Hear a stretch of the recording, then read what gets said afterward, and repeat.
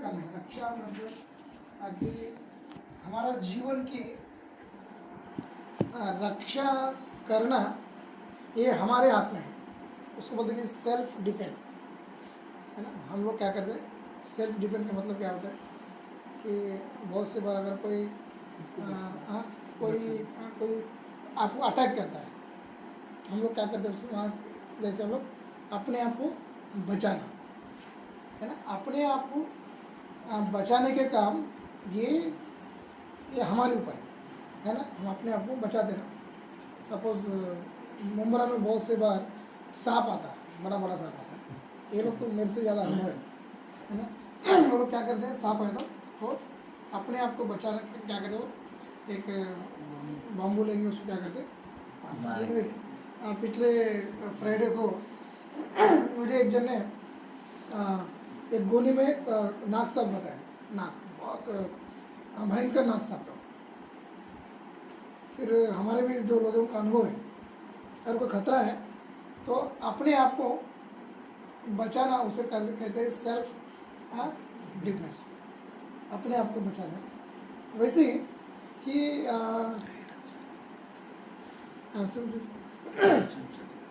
हाँ, ये जो सांप है ना, मेरा फोटो है, ये देखो, ठीक है ना। बहुत बड़ा था, ठीक है, आप बाद में देखना। और आपको सांप को देखना है तो मुंबई में आ जाओ, तो बहुत सारे सांप आपको, नाक सांप दिखेंगे, है ना, सब दिखेंगे ना। बहुत बड़ा बड़ा सांप है, लेकिन फिर भी परमेश्वर ने बचा था। ये बहुत बड़ा सांप। बीच में इनका जो जीजा जी को सांप कटा था, कितने 10-15 एक महीने पहले ना, लास्ट मंथ है, एक महीना गए महीने तो सांप काटा इनके जीजा जी ने, लेकिन प्रभु ने उसे बचाया, है ना। वो बहुत बड़ा वो चमत्कार था कि परमेश्वर अपने लोगों को। तो आज का मेरा विषय है कि सेल्फ डिफेंस, अपने आप को बचाना शैतान के अटैक्स। शैतान के अटैक से आपको कोई बचाने को नहीं आया, लेकिन अपने आप को बचाने के लिए हमें तैयार करना ये बहुत जरूरी है। हाँ, बहुत से बार इन दिनों में परमेश्वर का वचन कहता है कि वो कहता है कि मैं किसको मारूं, तो ऐसा वो सिंह दिखता, शेर देख रहा है, मैं किसको वो खोज रहा है, किसको मैं खत्म करूं। तो कौन देख रहा है, शैतान जो है 24 घंटा वो क्या देख रहा है, कौन सा भाई को या कौन से क्रिश्चियन लोगों को मैं आत्मिक जीवन में खत्म करूं, अच्छा खात्मा करो, मराठी में क्या बोलते, खात्मा। वो शैतान हमें देख रहा है। तो हमें क्या करना पड़ेगा, आत्मिक जीवन का बचाव ये बहुत ही जरूरी है। इन दिनों में बहुत से बार मसीह लोग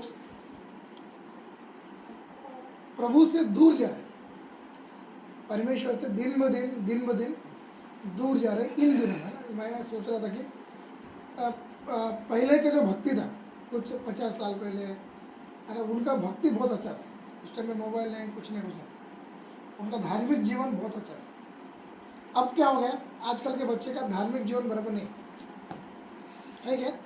आजकल के बच्चे दिन ब दिन उनका धार्मिक जीवन से वो गिर रहे। आजकल के तरुण बच्चे, खासकर आजकल के जवान बच्चे आत्मिक जीवन में वो गिर रहे, दिन ब दिन वो क्या कर रहे हो, वो पीछे जा रहे।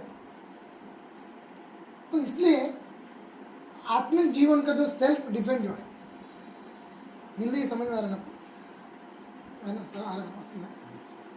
तो इसलिए परमेश्वर वचन में कहता है मार्क शुभवर्तमान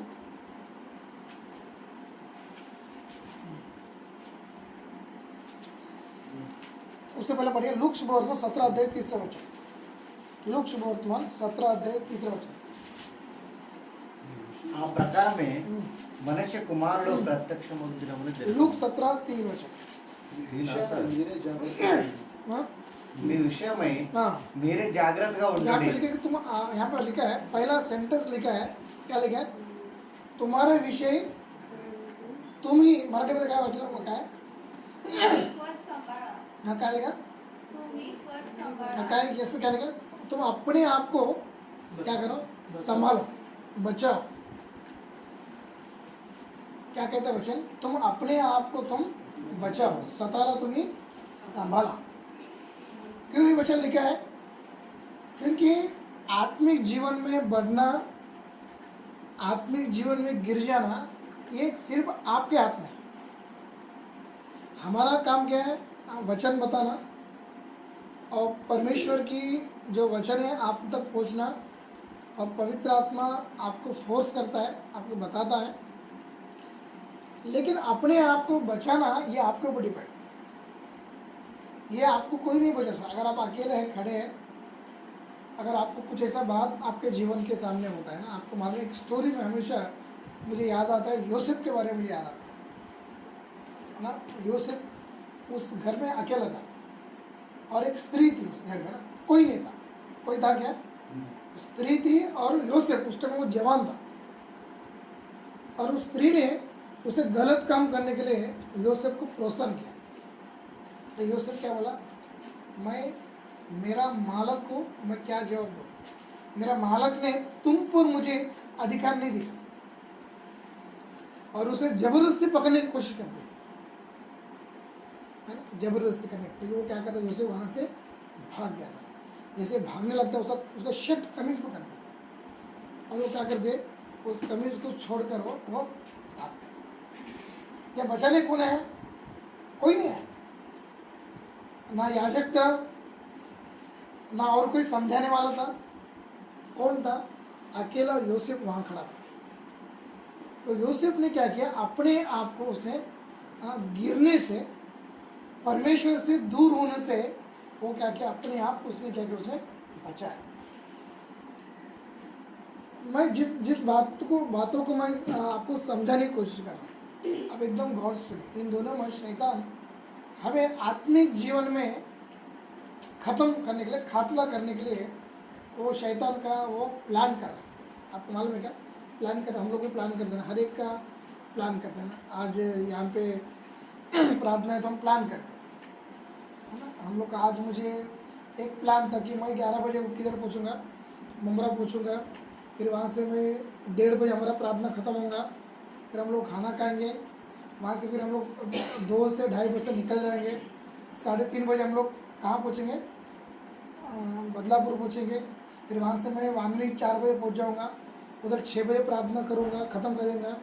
फिर घर 6:30 बजे पहुँच जाऊँगा, फ्रेश हो जाऊँगा, 7 बजे से इधर आ जाऊँगा। ये मेरा प्लानिंग था। और हम लोग 90% वो प्लानिंग बराबर क्यों, एक आधा 15 मिनट का आगे पीछे हो गया है ना। शैतान में ना हमें किस तरीके से गिराना है तो टारगेट करता है, कब गिराना है, कैसा गिराना है, कौन सा समय पे गिराना है, ये कौन प्लानिंग करता है? शैतान प्लानिंग। कौन से लोगों से मिलने से वो हम गिर जाते, और वैसे ही लोग हमारे पीछे बेचते हैं, वैसे ही लोग हमारे साथ आते हैं। तो ये सारा जो प्लानिंग है शैतान करता है ना। हमेशा बोलता हूँ, जैसा प्रभु यीशु वो चाहता है कि हम स्वर्ग में हैं, वैसे ही शैतान चाहता है कि स्वर्ग हम लोग नर्क पाए। आज एक पानी उधर का वागनी का पानी पिया तो गला खराब हो गया, ठीक है, कोई बात। तो ये जो प्लानिंग जो है, आपको ऐसा लगता है कि शैतान यीशु मसीह के लोग के पास शैतान नहीं रहता क्या? आता है। सबसे ज़्यादा तकलीफ हमको देता है। जो हिंदू तो उनके लिए मेहनत करने की जरूरत नहीं है ना। आना मानते कि हिंदू हमचे से, ते मूर्ति पूजक माझ्या से, लेकिन वो हमारे लिए प्लानिंग करता, हमें गिराने के लिए प्लानिंग करता, हमें परमेश्वर से दूर होने के लिए वो प्लानिंग करता है ना। उत्पत्ति की किताब इसका 3रा अध्याय हम लोग देखते हैं। जब हवा अकेली थी उस झाड़ के पास, शैतान बराबर टारगेट किया। अब हवा के पास कौन है? कोई नहीं, आदम नहीं, उसको समझाने वाला कोई नहीं, समझाने वाला कोई नहीं। तो फिर शैतान कहाँ गया? हवा के पास गया, और फिर हवा के बराबर क्या करा? तो अपने बातों में डाला। और चाहे तो हवा बोल सकती थी कि मैं तेरी बात में नहीं सुनी, मेरा परमेश्वर ने बोला कि मुझे नहीं खाने का तो नहीं खाओ। तो हवा ने क्या किया? अपने आप का सेल्फ डिफेंस नहीं किया। आत्मिक जीवन में अपने आप को बचाने के लिए आपके पास कोई नहीं आएगा, आप आत्मिक जीवन में अपने आप को बचाना जरूर। आपके पास कोई नहीं है, क्योंकि शैतान आपको उसी समय गिराता है जो कोई देख रहा है। एक एग्जाम्पल बोलता हूँ, अगर आपको मुझे मेरा विरोध आपको बोलना है तो शैतान के मुझे दूर लेके आ, और फिर मेरे बारे में शैतान एक उदाहरण मैं बता रहा हूँ, तो शैतान का ही काम। आपको मालूम का दानियल का किताब, इसका पहला अध्याय आज का मेरा स्टडी है। उस पहला अध्याय में वो 3-4 बच्चे को लाया था, एक शद्रक, मेशक, अबेदनगो ने दानियल। कितने लोग को लाया था? 4 इज़राइल से वो लेके गए। पढ़िए क्या दानियल किताब, इसका पहला अध्याय पढ़िए पहले से।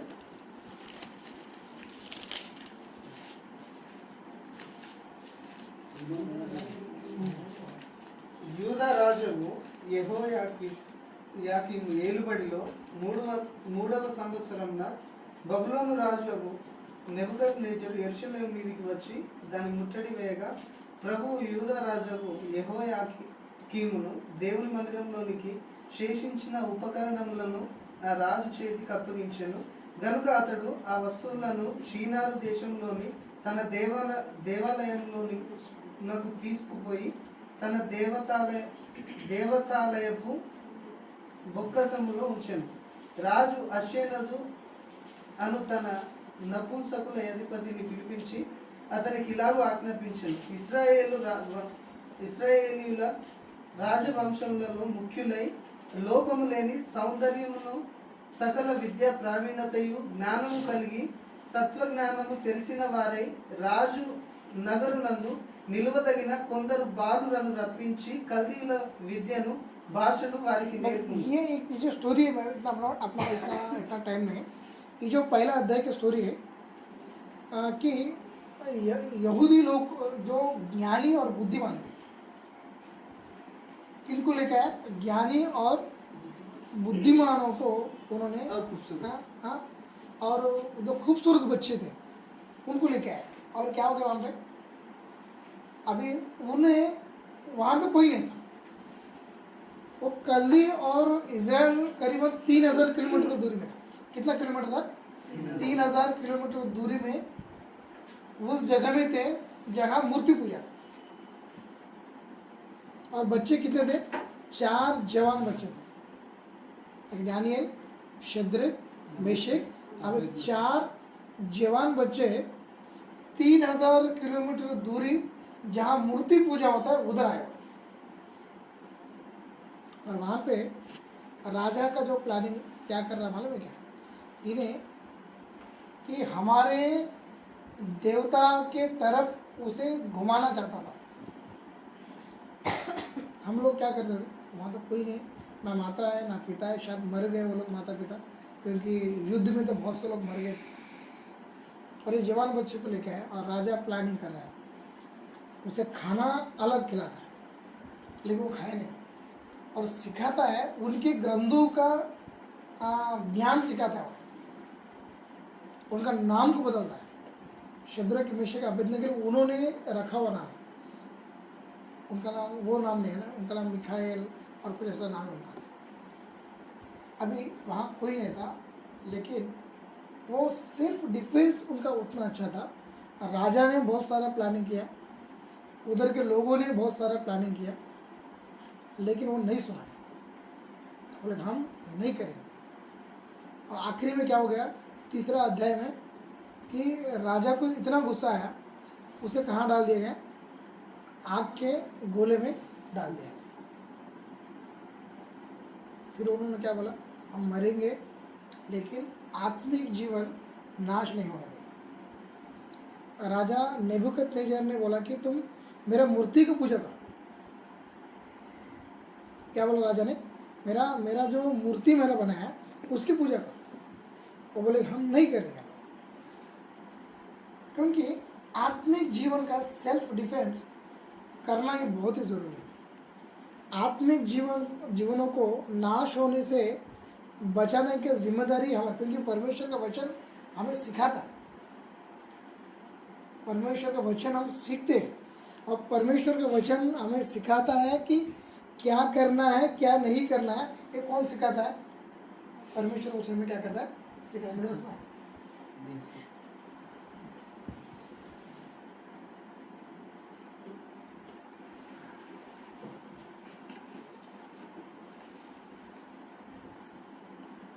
हमारे बच्चे मेरे आंखों से वो समझ जाते कि गड़बड़ है, कुछ तो गड़बड़ है।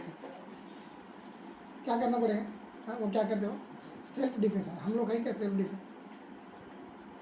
हम लोग अगर कोई गाड़ी आए तो हम लोग तुरंत फर्क देते हैं।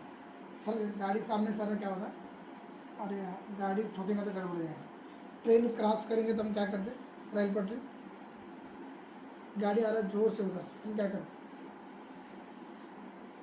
रोकते ना, अपने आप रोकते हैं। ये शारीरिक सेल्फ डिफेंस हम करते हैं। ये आत्मिक जीवन का बचाव हम लोग नहीं करें। प्रॉब्लम हमारी ये है।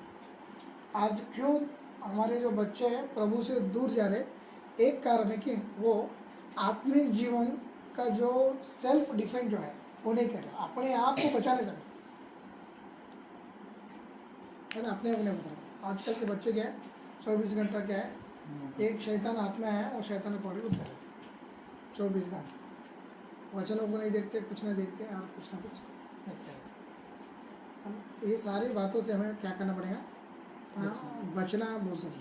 आत्मिक जीवन का बचाव हम नहीं करेंगे तो हमको तकलीफ आएगी। जितना शारीरिक बचाव हम करते ना, है ना, क्या होता है? तुम्हाला दात दुखतं नसतं, आता तुम्ही काय करणार? एक उदाहरण सांगतो, दात दुखतो म्हणतो नसतं, आता तो आपण काय करायचं? आता गोळी खायचं ना, गोळी तो खाणार, नाहीतर काय होतं? रातभर झोपणार है ना, बराबर ना? तो कुछ भी तकलीफ होता है हम लोग तुरंत हम लोग क्या करते हैं? कोई भी मैं अभी पालखी नहीं पाहिजे तो क्या बोलते हैं, थायराइडची गोळी रोज सकाळी खाते, नसल काय होणार? थायराइड वाढणार। जितना शारीरिक के बारे में हम लोग जितना विचार करते हैं ना बचाव के लिए, उतना ही आत्मिक जीवन का भी बचाव बहुत जरूरी है ना। आत्मिक जीवन में हमको अपने आप को बचाने के लिए, मैं फिर बता रहा हूँ, आपके पास कोई नहीं आएगा, सिर्फ वचन आपको आएगा। आपके पास सिर्फ वचन रहेगा। आपको नहीं, अगर कोई शैतान आएगा तो है ना, तो देवदूत सामने खड़ा नहीं आएगा आपके पास। परमेश्वर हमें क्या दिया? हाँ, वचन दिया, और ये वचन ही हमें बचा सकता है। मत्ती शुभ वर्तमान इसका 4वां अध्याय पढ़ने की जरूरत नहीं। जब 4वां अध्याय में 1 से लेकर या 3 से लेकर 10 तक हम दो उस वचनों को पढ़ते हैं तो शैतान किन के पास आता है? यीशु मसीह के पास आता है। और शैतान क्या कहता है? हाँ, अगर तो इस पत्थर को तुम क्या करो? हाँ, रोटी बना। और यीशु ने क्या बोला? तुरंत वचन बताया। क्या वचन बताया? मनुष्य हाँ रोटी से नहीं लेकिन परमेश्वर के वचनों के द्वारा। वचन काम पे था, हमको बचाने वाला सिर्फ वचन है। आपके पास कोई नहीं आएगा, आपके पास कोई नहीं आएगा। आखिरी में शैतान क्या बोलता कि तू मुझे नमस्कार कर, नमन कर। तो यीशु क्या बोलता कि परमेश्वर के अलावा किसको नमन? तो ये शैतान तो नहीं कहता। तो वचन जो है ना, हमारा सेल्फ डिफेंड के लिए वचन आता है। आपके पास कोई नहीं आएगा। आपको गलत शैतान कुछ बातें आपको बताता है, कुछ गलती करने के लिए बोलता, तो तुरंत हमें क्या याद करना पड़ेगा? वचन। वचन मुझे ये सिखाता है कि मुझे ऐसा नहीं करना। जितना काळजी, मराठीमध्ये काय बोलतात, जेवढं काळजी मी आपल्या शरीराचं घेतो ना, त्याच्यापेक्षा जास्त आहे ना आपण काय करायला लागते? आपल्या आत्मिक जीवनाचं काळजी घ्यायला तर खूप आवश्यक आहे। जितना हम शारीरिक क्या बोलते हैं उसका काळजीला हिंदी में क्या बोलते? केयर बोलते, इंग्लिश में केयर बोलते, हिंदी में क्या बोलते? संदेश ध्यान,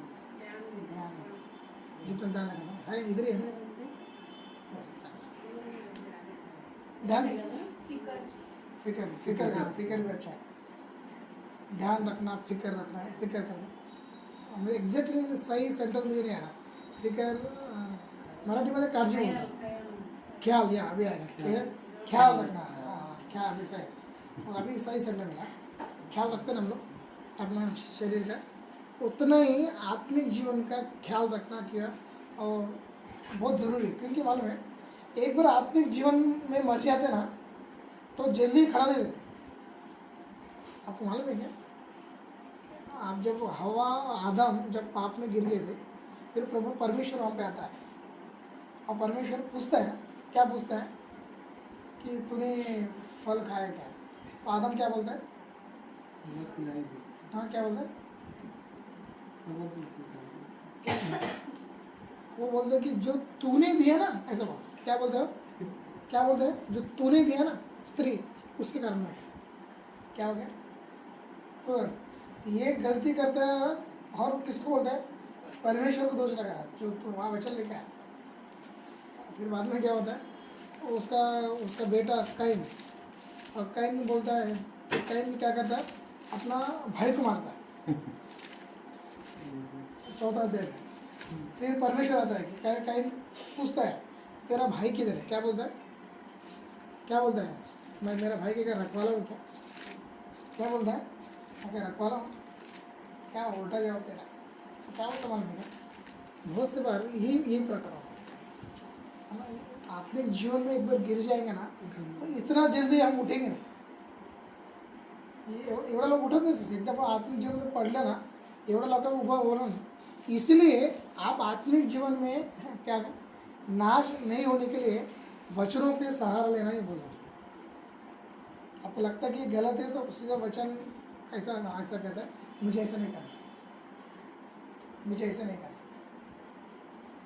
जब ऐसा करेंगे ना तो हम लोग आत्मिक जीवन में कभी नहीं करेंगे। एक एग्जाम्पल है ना, यूसुफ का एग्जाम्पल हम देखते हैं। एग्जाम ऐसा बहुत से लोगों का एग्जाम्पल है, वचनों को सहारा लेते हैं, वो नहीं करते। इसलिए हम कोशिश करेंगे अपना आत्मिक जीवन का सेल्फ डिफेंड बचाव करेंगे, आत्मिक जीवन का बचाव करेंगे। और आत्मिक जीवन का बचाव करने के लिए सिर्फ वचन है, और वचन का सहारा लेंगे। अगर वचन का विरुद्ध अगर ऐसा कुछ काम है तो हम नहीं करें। वचन कहते कि ऐसा नहीं करने का तो नहीं करें, नहीं तो क्या होता, एक बार आप गिरेंगे ना तो बहुत मुश्किल है। तो हम कोशिश करेंगे अपना शारीरिक का ख्याल जितना हम रखते हैं, अपना तबीयत का कितना ख्याल रखते हैं, उससे ज़्यादा हम लोग आत्मिक जीवन का ख्याल रखेंगे। हम कोशिश करेंगे कि उस आत्मिक जीवन को हम लोग ठीक कर दें। और अपना सरों को झुकाएंगे, हम लोग प्रार्थना करेंगे। प्रार्थना करेंगे सब लोग।